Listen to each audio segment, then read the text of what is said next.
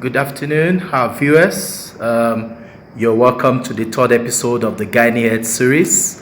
The first two episodes were addressing the issue of birth control and family planning. This third episode will be talking about recurrent abnormal vaginal discharge. Now, we all know that the vagina produces certain secretions of fluids, which are contributions from certain glands around that area. The Bartholin's glands, from the cervix and all that. So therefore, there's a normal vaginal discharge. Now, how do we know the characteristics of a normal vaginal discharge and that of one which is abnormal? A normal vaginal discharge can be whitish or clear, okay, and is non-adherent or does not stick to the vaginal walls, okay. It does not have an offensive odor, okay. So once you notice that there's a discharge that is offensive, okay, and has a very funny color such as greenish yellow and all that, then you know that that is abnormal. Now, color alone can be a little bit tricky, okay, because the phase of a menstrual cycle can influence the color of a vaginal discharge, okay. In essence, an abnormal vaginal discharge will be that which has an offensive odor, okay. That which can causes symptoms such as making you to scratch or itch down below, that which makes you to have a burning sensation, okay. An abnormal vaginal discharge can cause that burning sensation when you are trying to urinate, okay. And like I said, also once you have greenish or yellowish, that is no longer an abnormal, that is no longer a normal vaginal discharge, okay. Now, I said something about the issue of that color can be tricky, okay, in the essence that the phase of a menstrual cycle can determine the color and consistency of a normal vaginal discharge. So once you have a discharge that is causing an offensive odor, making you to itch down there, burning sensation, then that's an abnormal vaginal discharge. Now, the vagina itself is a self-cleansing organ, okay. It's an environment that is made up of certain germs or organisms. There are some of them that are beneficial because they stay in that environment. They are normal to be present in that condition, and the degree of acidity of the vagina is usually less than 4.5, and that's usually acidic. So there's an interplay of germs, okay, and organisms that are present there. There are certain things that we do in terms of lifestyle or certain practices that affect that environment, and once those things are done, those things can constitute part of the problems of what causes an abnormal vaginal discharge, okay. Now, when do we say an abnormal vaginal discharge is recurrent?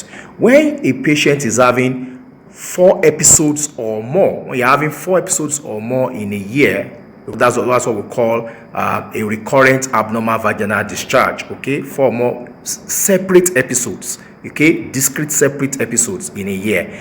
Recurrence of abnormal vaginal discharge is different from persistence of abnormal vaginal discharge or persistent of infection. You can have a situation whereby a patient was not completely treated for a vaginitis or abnormal vaginal discharge, and because the symptoms abated, you now equated resolution of symptoms with cure. There are 2 different things, okay. And such a patient, after the symptoms, she stopped her medication, she didn't have a full therapy done.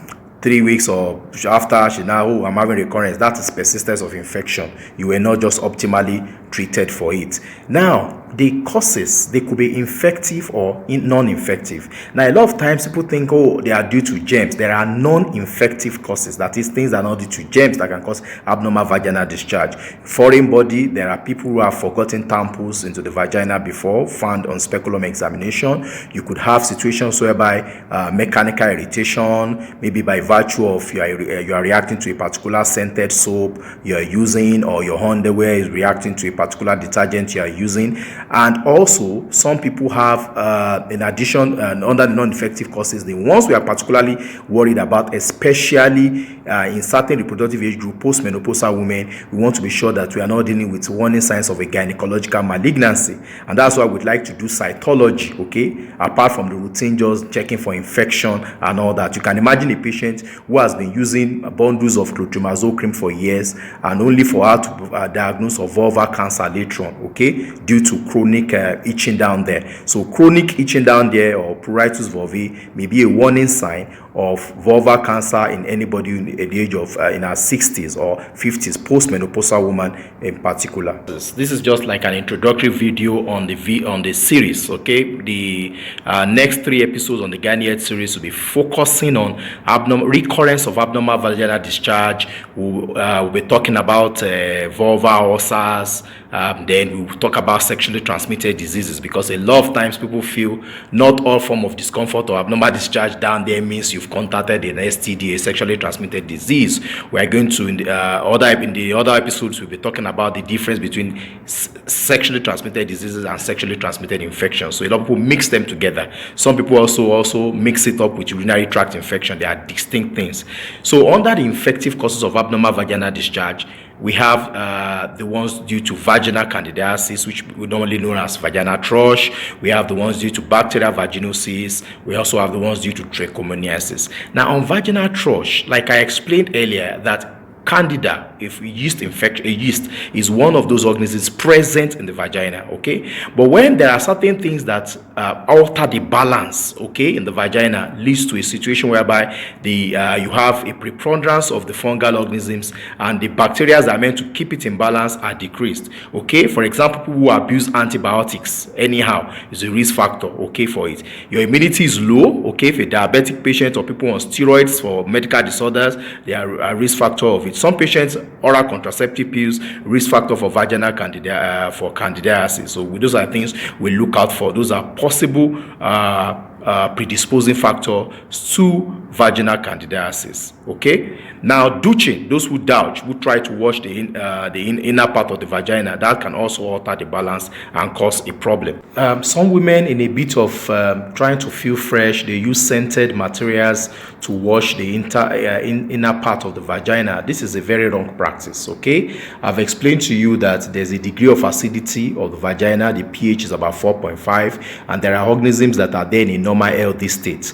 Okay, so the recommendation is you can use water to wash the inner part of the vagina, while you will use a non-scented soap to wash the outside, the vulvar skin. Okay, you can wash the vulvar skin with a non-scented soap, but the inner aspect, that the vagina, should not be washed with any soap at all. Clean water is what's meant to be used. Now, some women will say, oh, I have recurrence of vaginal candidiasis, recurrence of vaginal thrush, which can manifest with like a cordy, cheesy, whitish discharge, sometimes also associated with desire to scratch the outer part of the vulva or redness of the vulva. It could be that, number one, you were not being treated properly, okay? Because when treating patient with vaginal candidiasis, patients with recurrence, you don't treat them like patients having first episodes. Number one, we always want to also identify what is the predisposing factor, what is making this patient to keep having recurrence of vaginal candidiasis. Is there a form of immunosuppression? Some patients may have to stop. We have to check their blood sugar level, check there's nothing suppressing their immunity. Lifestyle modification, a patient who is wearing tight yoga pants or jeans, those things will favor the growth of the organisms because of they like heat and moisture. The recommendation for women is to wear breathable underwears for aeration. Okay, so you want to find out what is the predisposing factor in such people. Why they have in some patients, you have to take them off oral contraceptive pills. Okay, in addition to a reason why you could be having recurrence of vaginal thrush, a lot of the times people assume that all cases of vaginal candidiasis are due to Candida albicans, which albicans is just one of the species, okay, of Candida. One of the reasons why you may be having recurrence is that you may be having your vaginal candidiasis may be due to a different species, what we call the non-albicans kind of Candida. Okay, I don't want to bore our viewers with the specific. There are some species of Candida apart from, and those ones are notorious to the conventional clotrimazoles, azoles, imidazoles that we have in the chemist, which a lot of people use. Now, so if a patient is having non-albicans, you may have to step up. We may need to step up to a higher kind of antifungal, not the conventional imidazoles that we use. Okay, I will not want to mention specific names so that I should not be seen as advertising a particular brand, but the truth about the matter is that the conventional azoles you have around will not work for the non-albicans Candida infection. That could be a reason why a patient is having recurrence. Okay, it could also be that patient was not having what we call maintenance therapy. Okay, My own clinical experience with all these cases of recurrent vaginal candidiasis, all these 3-day, 4-day short course therapy, a patients come back. If the patients have recurrence and you have identified you've tried to work on the lifestyle modification, you must offer that patient maintenance therapy also. Maintenance therapy to clear the reservoir, okay? If not, that patient will keep coming back with a recurrence of vaginal thrush. Now, for BV, bacterial vaginosis, we'll talk about it extensively, okay, in the next episode. But let me just mention that one of the things that makes one suspect occasionally is that the patient complains of fishy odor, okay, this characteristic fishy odor, which is particularly worse during intercourse, okay? Now, color doesn't matter, even though it's usually grayish, but it usually has a fishy odor that is actually worse during intercourse and can be a cause of marital disharmony, people trading blame, this and all that. Now, there are the BV, there are what we call, for patients with recurrence or what we call long-term BV or chronic BV, there are triggers of long-term BV. Patients with multiple sexual partner, unprotected sexual partner, change of sexual partner. Now, what research says is that when they did studies with recurrence of bacterial vaginosis in patients that were who changed partner before and after treatment, they actually found out that there was no difference, okay, in the rate of recurrence compared with those who didn't have another partner, or who had no partner, and those who had a new partner. So that's why I said what evidence, or let me say research, is saying about BV can be a little bit tricky, in the sense that you all expect that the rate of recurrence should be higher in people with multiple sexual partners, but the studies said no, okay? And BV can even happen in people who are also not sexually active, okay? That's on bacterial vaginosis.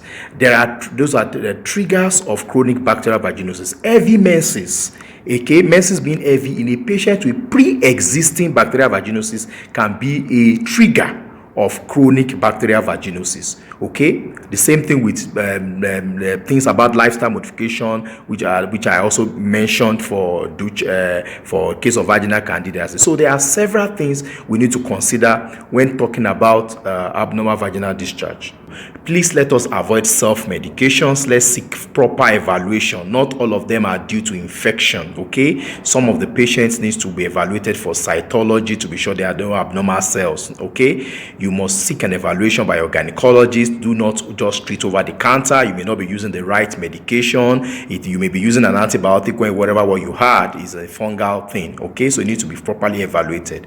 I remain Dr. Temitope Ayomide Akinola, a consultant gynecologist and a fellow of the West African College of Surgeons. And I want to say that women should speak up on areas of reproductive health. You do not die in silence. A recurrent abnormal vaginal discharge is not something you should be shy about. Keep safe. Thank you.